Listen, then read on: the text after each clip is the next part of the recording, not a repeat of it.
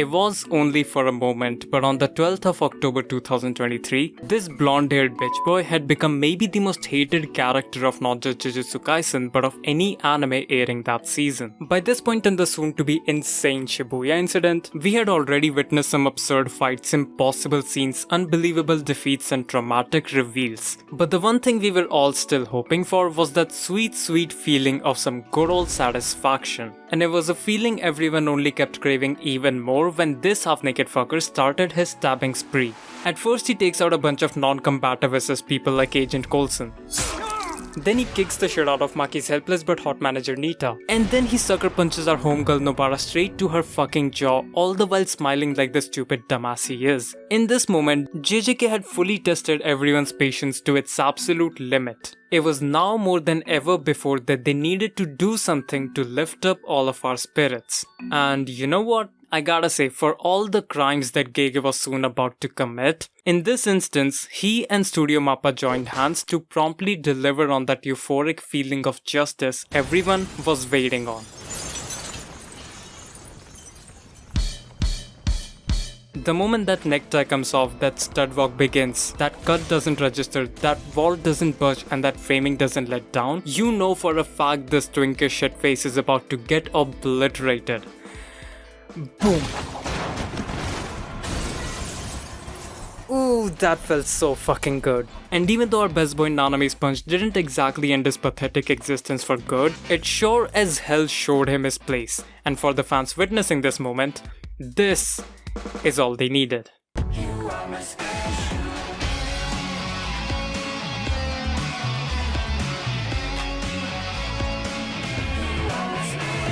Believe it or not, it's actually not a rare thing for side characters like Nanami to have a larger fan base than that of the main character. Last year when Frieren held a fan vote to see which of its characters everyone loves the most, the short blue-haired losing heroine who only ever appears in these tiny flashbacks and was there for like half an episode at best, somehow won over all the other characters in the show, including the insane green-haired maid chick. And it's not just a one-off thing either, because Satoru Gojo was voted the best character of Jujutsu Kaisen, Zenitsu took first place for the Demon Slayer poll, Kobeni's was voted the 7th best character in all of Chainsaw Man, and Levi is quite literally one of the most favorited characters in all of anime. I recently got reminded of this fact when I was watching the second season of this tiny little show you might not have heard of named Arcane. And by the end of it, I just sat there with the realization that I fucking love Ekko more than anyone else in this cast, even though he's probably got like less screen time than even this blonde backstabbing snitch.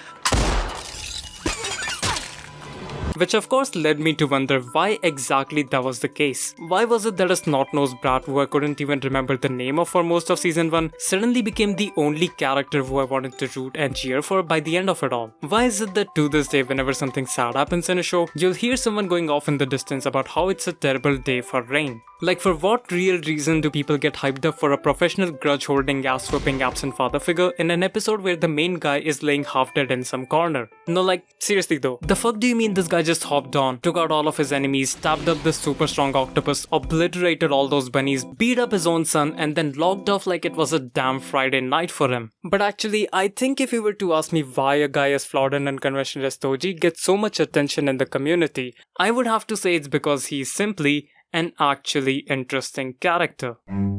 Anime main characters have a thing for being the most goody two-shoes, preferably orphaned, chuckle nuts who save every last creature on the planet from their suffering and regrets despite how fucked up their actions might be. And it's totally important for them to be that way. We wanna promote positivity and happiness over straight depression every episode. But there's only so many ways to write those optimistic fuzzballs before they start turning into some paper cutout caricature of what they are supposed to be. And nothing makes you aware of that fact more than those stories that actually decide to break this mold and in doing so, conquer unfathomable heights by making irreplaceable characters whose goals are unclear, whose methods are uncertain, whose plays are unorthodox, whose motivations are uncommon, and whose personalities are unique. Those are the Light Yagamis, the Lelouch Britannias, the Eren Yeagers of anime. Cold, sharp, ruthless individuals whose actions are extremely morally grey if not outright pure evil, yet you just can't get yourself to look away from them no matter how far they go with their calculated madness. And at times you get to find those exact same qualities in guys like Toji.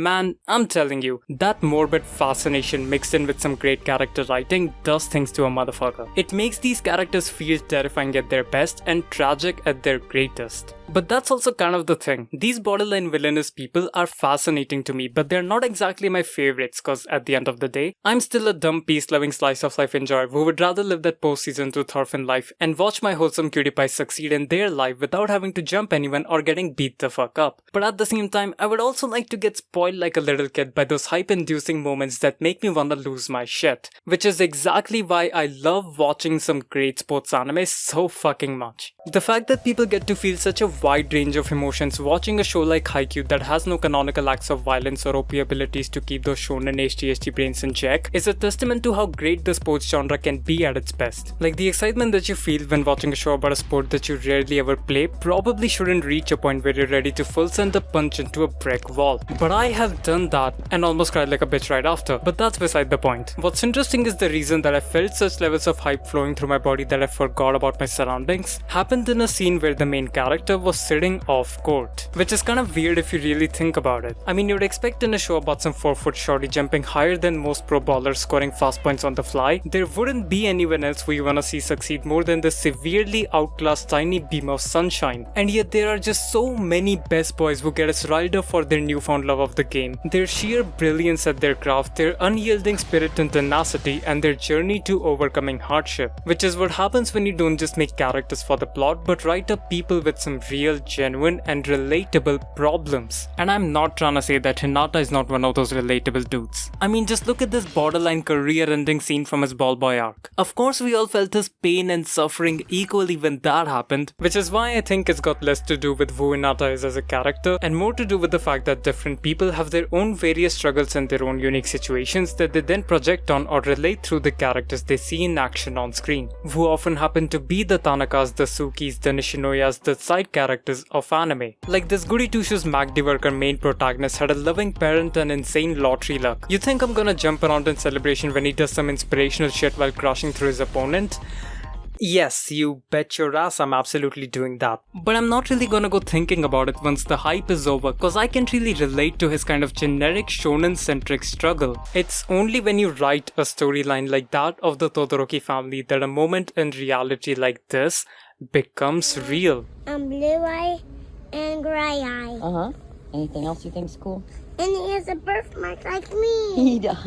So, First of all, this is just so goddamn precious, my heart's gonna fucking explode. And second of all, that's the power a unique yet relatable character holds. By not being some generic I wanna be the strongest character, they can have a genuine influence on the story they are a part of and the person experiencing it beyond the screen. But then again, I don't really need my Rengokus of anime to be relatable for me to give a shit about them. I mean, I know for a fact my pathetic ass didn't relate to Ekko when he left the short-haired snow bunny to go back to his miserable existence. I would have gladly pulled a post-Endgame Captain America on their ass. Which is why I believe rather than being relatable, it is instead their reliability that makes me feel a certain way for them. Levi isn't necessarily a character who you wanna become, but he is someone who you would wanna be around, hang out with, learn from and look up to. He falls in that list of characters who've been through some shit, done a lot of things, made the mistakes, learned the lessons and lived the life that the protagonist has either yet to or never will. Himmel the hero didn't just win that poll because people felt bad for his losing tendencies in the anime, but it's because with every flashback, every hint, every layer of nuance that we kept getting from each episode of the show, we were able to piece together this one person whose words and actions had a great enough impact to be remembered for generations, not just in the world of Frieren, but also in the world beyond.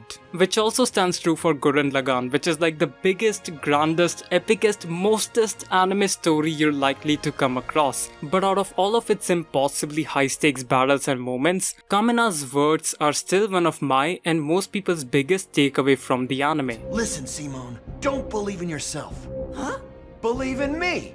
Believe in the Kamina who believes in you! And it's not just true for Gurren Lagann. Set your heart ablaze is enough to send me running. My soldier's rage makes me wanna stand up for a nation that doesn't exist. Madara's decade-old speech still gets quoted like every other month, and "Now I'd win" is like the funniest thing anyone's ever said. None of these words belong to a main character whose journey we're following, yet they hold such great value and weight that they have been etched in the essence of the shows they were spoken in. But again, it's not like these characters have to be some war-hardened veterans for them to drops are gems, even if they're all the same age and belong to some wholesome slice of life show. Their personal experiences, philosophy, and presence still differentiate them enough so that any piece of wisdom they drop can then serve as a moment of realization and growth for the protagonist. They are the Wataris to my Kosei, the Karmas to my Nagisa, the Satoshis to my Hotaro. They are the influences to some of my favorite fictional characters, and I love them for it. And just don't get me wrong on this, I do still love the Frierens and Mamas of anime. I love it when Denji does Denji things, I love it when Mob goes all out psycho, I love it when Lelouch Britannia plays 4D chess on everyone's ass. But I also believe Denji's character wouldn't hit the same without his dynamic with Arcane power. Mob Psycho wouldn't be the same without Reigen's fraudulent fuckery.